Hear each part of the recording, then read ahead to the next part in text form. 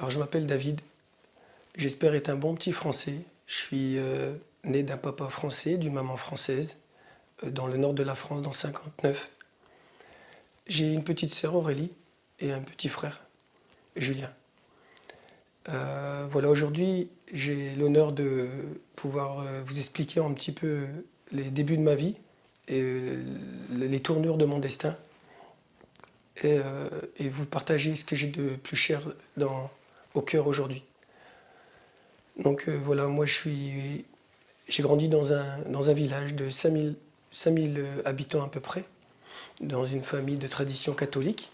Et j'ai vraiment je voudrais en profiter pour remercier mes parents pour l'éducation qu'ils m'ont accordée.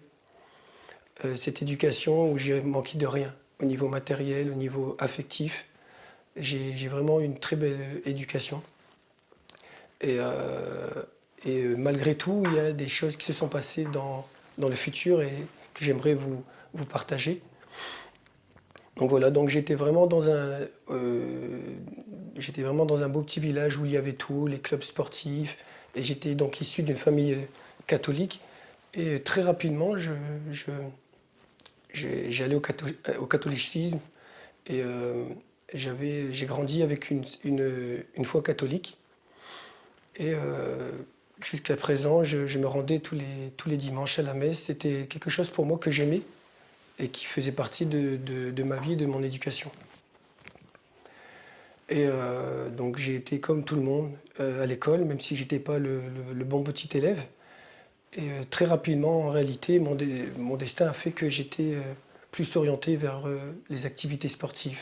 J'étais un petit garçon assez nerveux, qui n'aimait pas trop l'école, mais qui était très doué pour le sport.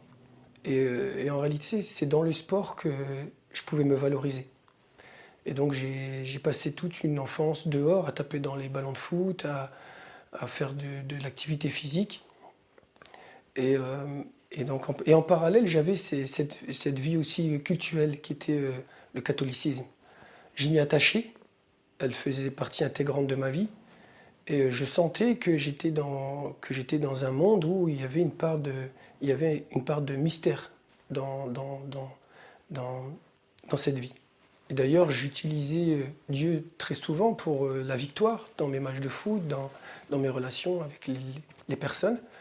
Je ressentais cette prédisposition à parler à un Dieu unique que j'étudiais à travers le catholicisme. Le mercredi, j'allais faire mes cours de catholicisme et le dimanche, je me rendais à la messe. Et donc la vie est passée. Et donc tout allait bien. J'avais un soutien matériel, j'avais vraiment des parents qui se démêlaient pour moi. Et donc voilà, les années ont passé. Et j'avais toujours ce sentiment de vouloir venir en aide aux autres. Donc je me suis très rapidement en fait investi dans le milieu associatif. J'avais besoin d'être au service des autres. Quand j'avais 15-16 ans, j'étais plein sportif, en pleine santé, et je me sentais, j'étais poussé par l'envie de venir en aide à mon prochain. Et donc je me suis très vite investi dans le milieu associatif, et j'avais déjà cette reconnaissance que j'étais quelqu'un de privilégié. J'avais la santé, j'avais le soutien matériel, j'avais tout pour être heureux. Et donc je me disais pourquoi tout garder ça pour moi. Et donc le week-end, je partais dans des week-ends où je me proposais mes services à des personnes handicapées.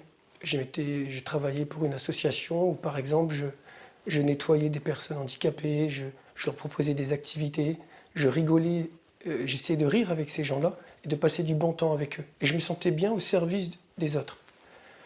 Je faisais des colonies de vacances, j'essayais de passer mon BAFA.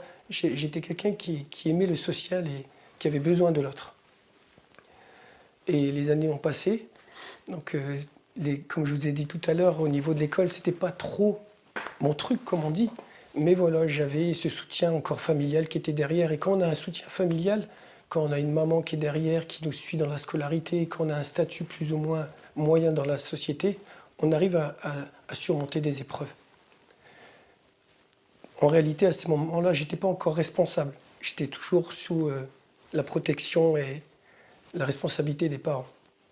Seulement après, malgré tous ces moments de joie, de choses que j'ai pu apporter, sont venues les années d'adolescence.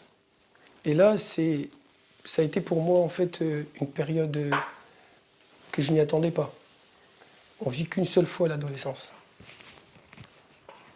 Et ça a été en fait en réalité une épreuve pour moi, puisque j'ai voulu voler de mes propres ailes, j'ai cru que j'avais une base quelque part, et donc je me suis lancé dans la vie, et j'ai vite en fait perdu mes repères, très rapidement.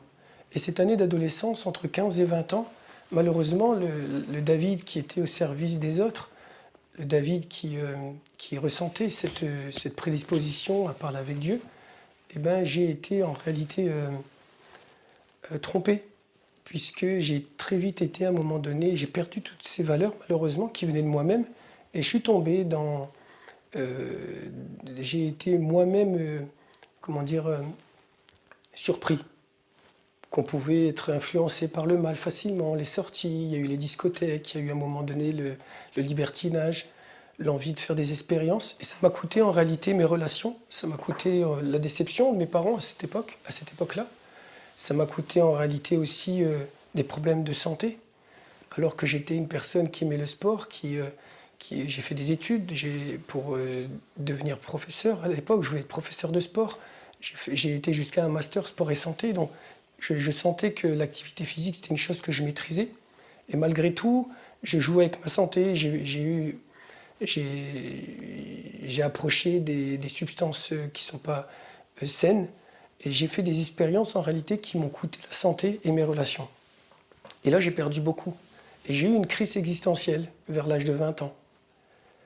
Et là, je me suis pris une claque. Parce que je me suis rendu compte que j'étais devenu responsable. Et cette responsabilité face à un monde aujourd'hui où on voit beaucoup les choses, le chaos, la perte de sens. Et il y a eu beaucoup de déceptions en fait, qui se sont faites. Et même en réalité, tout l'apport matériel et même l'apport spirituel qui provenait du catholicisme, j'ai senti que ce n'était pas suffisant pour pouvoir surmonter la pente et donner un sens à ma vie. Et là, à partir de là, j'ai pas tout remis en question. J'avais un besoin de réflexion, de recherche, de quête. J'étais mal, j'étais au bord de la déprime, je pense. J'avais perdu beaucoup de choses. Et donc, j'ai commencé à faire mon propre cheminement. J'avais un petit secret en moi-même. Il fallait que je remonte la pente. Face à ces difficultés, à ces déceptions, j'avais déçu mes parents, je m'étais déçu moi-même. J'étais dans des moments, c'était un moment crucial de ma vie où il fallait assumer, il fallait préserver son capital santé, son capital intellectuel. J'avais un avenir devant moi. Et donc à partir de là, et Dieu merci d'ailleurs, parce que des fois on dit que dans un mal, il y a un bien. Et en réalité, il y a eu un grand, grand bien. C'est qu'à ce moment-là, j'ai voulu chercher de par moi-même, réfléchir. J'ai voyagé, j'ai lu beaucoup de livres, j'ai fait des pèlerinages, j'ai été faire le chemin de Compostelle dans le sud de la France, le chemin catholique. J'ai pris mon sac, je suis parti, j'ai réfléchi, j'ai essayé de renouer un lien avec ma personne et surtout avec le Dieu. Parce que je ne pouvais pas concevoir pouvoir redresser une pente sans le soutien du Dieu. Alors amoureux de la nature, je suis né à la campagne, amoureux de la nature, de manière instinctive, j'ai tout quitté. Je suis revenu avec mon sac, j'ai pris mon sac à dos, ma tente, et je suis parti dans la nature, j'ai fait des pèlerinages et j'ai regardé. J'ai médité, j'ai lu. J'ai lu des auteurs, des voyageurs, des grands sportifs, des spirituels, des philosophes. J'ai passé mon temps pendant un an et demi à chercher.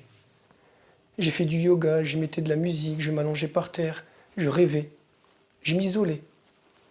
Et en réalité, avec le temps, avec la réflexion, il y a eu des moments de doute, des gros doutes qui ont surgi en moi, des grands moments de doute.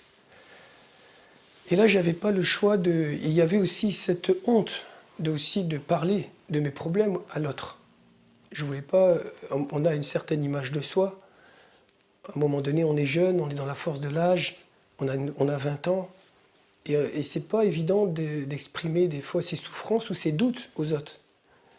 Et donc j'ai gardé ça en secret pendant tous ces mois de quête. Et je m'étais inventé en réalité à un moment donné, au bout de mes réflexions, de mes lectures, je me suis dit, il doit avoir quelque chose à travers, dans cette vie, derrière cette vie. Il doit avoir une finalité, il doit avoir un but. Et comme j'étais un amoureux de la nature, à force de méditer, de contempler la création, je me suis dit, il doit avoir quelque chose derrière cette création. Et même à travers mes lectures, même à travers mon propre papa, que je remercie encore aujourd'hui, il me manquait une base scientifique solide. Il me manquait des paroles, un modèle. Avec tout le respect que je dois à mes parents, et avec tout le respect que je dois à l'humanité et mes parents n'étaient pas un modèle. Il me manquait un modèle. Et donc, ma quête spirituelle s'est focalisée sur ça, sur ce modèle. Et en réalité, je pense avoir trouvé, en tout cas, c'est mon cheminement. C'est qu'à travers tout ce temps de réflexion, je me suis inventé une propre invocation. Parce que je remarquais que dans le monde dans lequel je vivais, il y avait différentes croyances. J'étais ignorant à cette époque. On parlait des juifs, on parlait des musulmans, on parlait des chrétiens, on parlait des bouddhistes. Et donc, à un moment donné, j'ai dit, mais le modèle, il est où? Qui c'est qui a raison?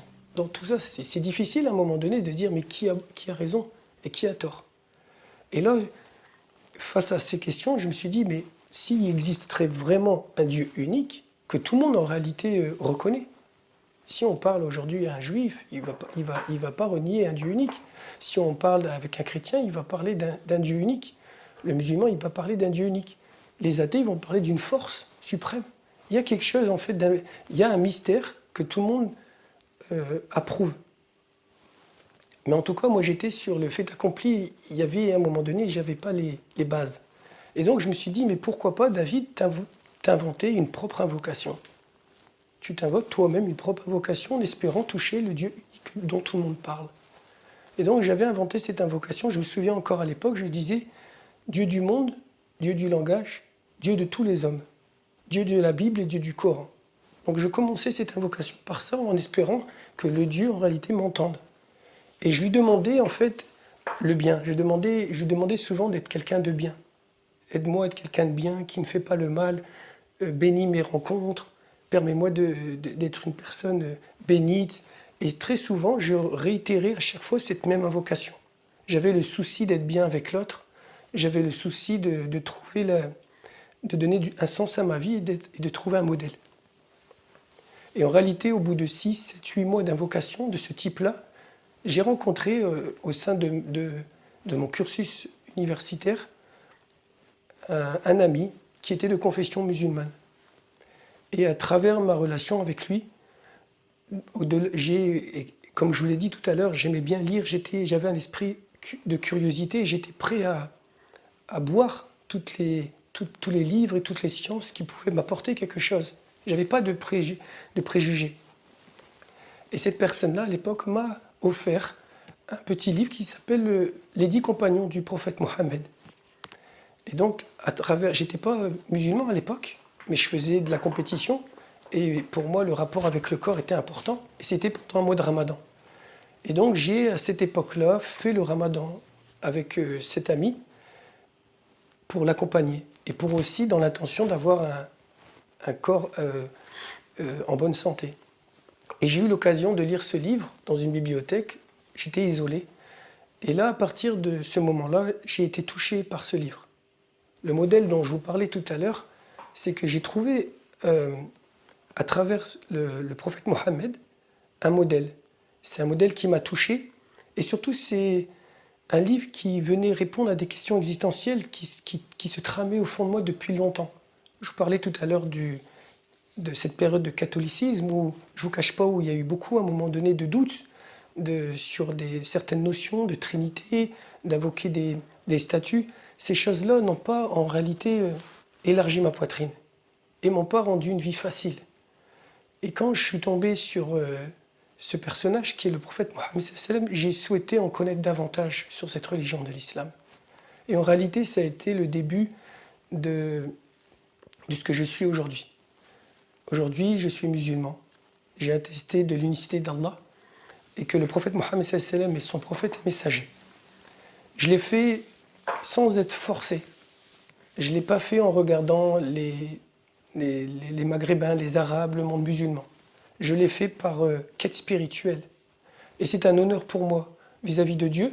Et je pense que c'est ce qui fait qu'aujourd'hui, je puisse résister aussi à ce grand défi, qui est ce combat justement de spiritualité, de maintenir une spiritualité, une foi en un Dieu unique, dans un contexte qui n'est pas favorable en réalité aujourd'hui. Alors moi, je ne suis pas un savant. J'ai du mal, je suis attristé par ce qui se passe aujourd'hui dans l'humanité, toutes ces injustices, toutes ces croyances. Mais en tout cas, ce que je peux témoigner aujourd'hui, c'est que l'islam m'a apporté de la cohérence. L'islam, elle m'a permis de me retrouver face à ce que je pense être, qui est une personne, je suis un être humain, qui tend vers une chose. Et en fait, l'islam, il est juste venir me dire ce pourquoi j'ai été fait.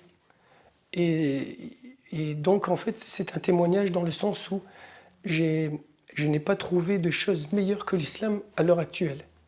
J'ai pu faire une étude comparative de différentes religions dans les bases. Mais il y a une chose qui m'a attiré dans l'islam, c'est la facilité dans les textes, l'accessibilité aux textes, la cohérence. Quand on lit un livre, à un moment donné, on sent sa poitrine s'élargir. On entend dans Révélation des choses qui existaient en nous et que quand on les entend, on témoigne facilement de la vérité. Lorsque je lisais des thèses de la Bible, j'avais une certaine difficulté de comprendre. Alors que directement, les versets de l'islam, la vie du prophète aussi, Mohammed sallam, elle m'a pris en fait de l'intérieur. Et elle témoigne pour ou contre moi. Et aujourd'hui, je suis dans le souci de rester ferme sur cette religion qui apporte beaucoup de joie, mais qui n'est pas facile. Ça demande elle est basée sur la sincérité, et c'est selon moi quelque chose qui est le plus difficile à acquérir. La sincérité, la certitude, c'est des mots qui me font peur à moi aujourd'hui, David, et c'est pour ça que je suis encore dans une quête spirituelle aujourd'hui. Et je pense qu'aujourd'hui, on est dans des réels défis également. On est né dans un système très matérialiste. Avec le peu d'histoire que j'ai pu aborder, le minimum de réflexion quand je me lève le matin et que j'observe le monde dans lequel je suis, quand je me compare aussi à des non-musulmans, je me rends compte en réalité que l'islam, il m'a donné un mode de vie, il m'a donné une directive. L'islam, il m'a donné un mode d'emploi qui fait qu'aujourd'hui, même dans la difficulté, j'ai un cœur en paix. Et il m'a permis il m'a répondu à des questions d'où je suis, qui je suis et où je vais. Et c'est vrai qu'aujourd'hui, on est dans un monde très matérialiste. Naître en Occident, être un petit Français, qui s'appelle David, aujourd'hui, à notre époque, être un musulman, c'est un grand, grand défi. Puisqu'en réalité, on est vulnérable, on est fragile. On est dans un monde où on partage des fois, où on a du mal, à partager notre foi. On fréquente des collègues, on fréquente notre propre famille, où les gens n'ont pas de croyance, n'ont pas eu ce déclic ou ce cheminement. Et donc, on voit qu'on a beaucoup de personnes autour de moi très matérialistes, attachées au matériel. Et donc, c'est difficile aujourd'hui de partager sa foi. En tout cas, voilà, aujourd'hui, ça a été un honneur pour moi de vous accorder un petit moment pour vous partager mon ressenti sur cette belle religion qu'est l'islam et qui aussi est victime aussi de beaucoup d'amalgames. Je pense qu'aujourd'hui, c'est ma curiosité, mon esprit critique et la sincérité qui m'a amené à être musulman aujourd'hui. Et j'appelle l'humanité aujourd'hui à ouvrir leur cœur, à essayer de comprendre, à partager. cette belle religion qu'est l'islam. Voilà, je vous remercie de votre écoute et je vous souhaite beaucoup de paix. Que la paix soit sur vous.